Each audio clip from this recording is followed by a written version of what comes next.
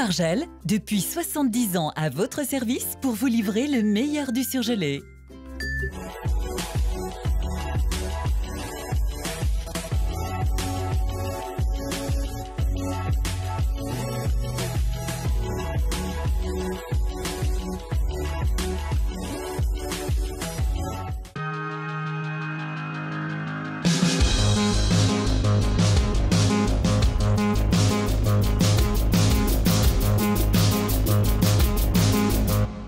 Le cardinal Barbarin démissionne après sa condamnation à 6 mois de prison avec sursis.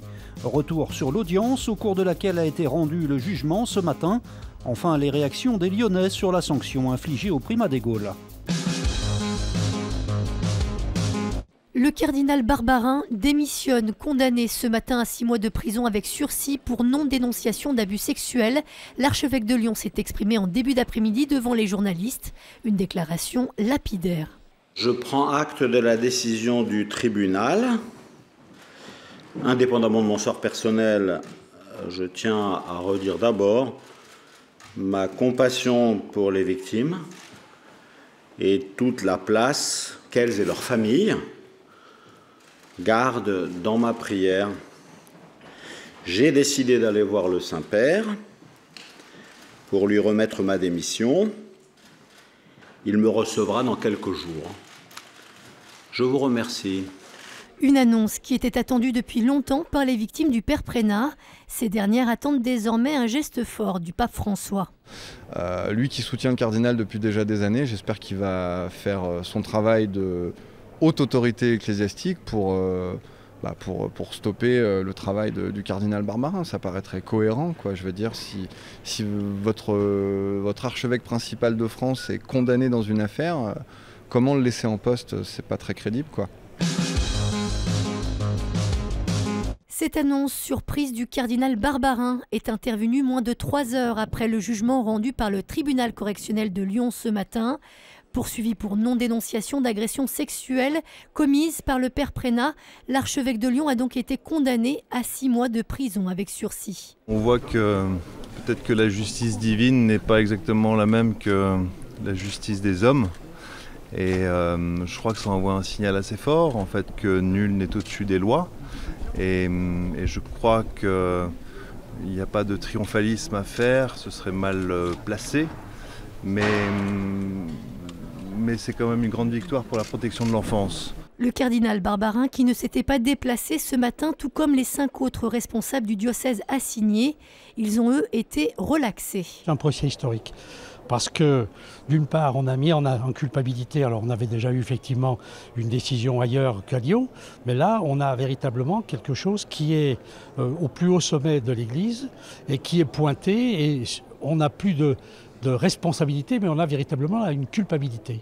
Avec un tri que le tribunal a fait, ce qui montre qu'effectivement le tribunal n'a pas obéi à une espèce de pression. Une position qui est loin de partager l'avocat du cardinal. Je n'ai jamais vu depuis que j'exerce une telle pression médiatique et une telle façon d'alimenter la rumeur contre quelqu'un, ou en tout cas l'accusation contre quelqu'un, avant une audience et même après l'audience, avant le délibéré. Je vais essayer pour ma part de contester ce jugement, comme on le fait depuis le départ. Je rappelle quand même que le ministère public, sur la base des mêmes éléments, avait estimé, lui, qu'il n'y avait pas d'infraction.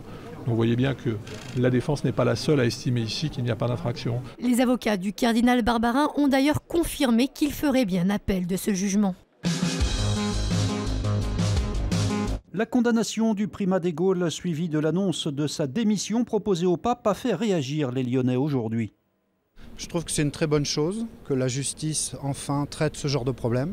Ça fait très longtemps que ça aurait dû être le cas. Cette démission qui est un peu forcée marque, j'espère, le début d'une nouvelle ère.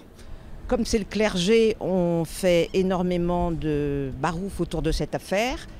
Il faudrait qu'on aille voir un petit peu dans les écoles et les colonies de vacances comment ça se passe.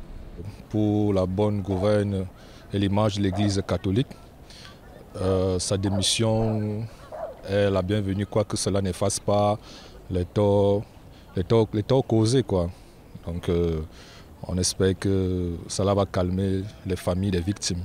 Je pense déjà, en parlant du jugement, qu'il est un peu léger par rapport au mal qui a été fait pour quelqu'un qui a couvert des criminels ou qui a fermé les yeux devant des criminels. Quant à sa démission, je me demande justement, j'y réfléchissais tout à l'heure, si c'est un acte de lâcheté ou un acte de courage, j'en sais rien. Les suites du meurtre barbare dépendent de la Croix-Rousse. Une deuxième victime qui apparaissait blessée sur la vidéo diffusée sur Internet par les agresseurs a été retrouvée par la police. Selon nos confrères du Progrès, elle est actuellement entendue par les enquêteurs. Carton plein pour l'exposition consacrée à Steve McCurry à la Sucrière. En l'espace d'un mois, plus de 29 000 visiteurs se sont bousculés pour admirer les clichés du photojournaliste américain, soit une moyenne de 1000 curieux par jour. L'exposition, qui rassemble 200 photos grand format, est visible jusqu'au 26 mai.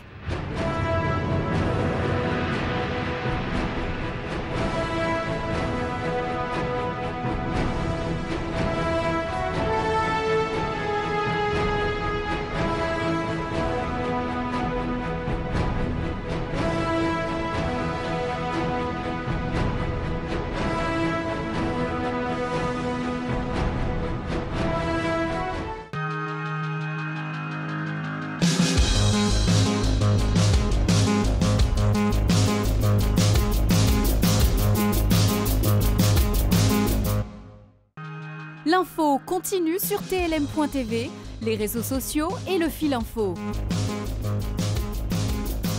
La météo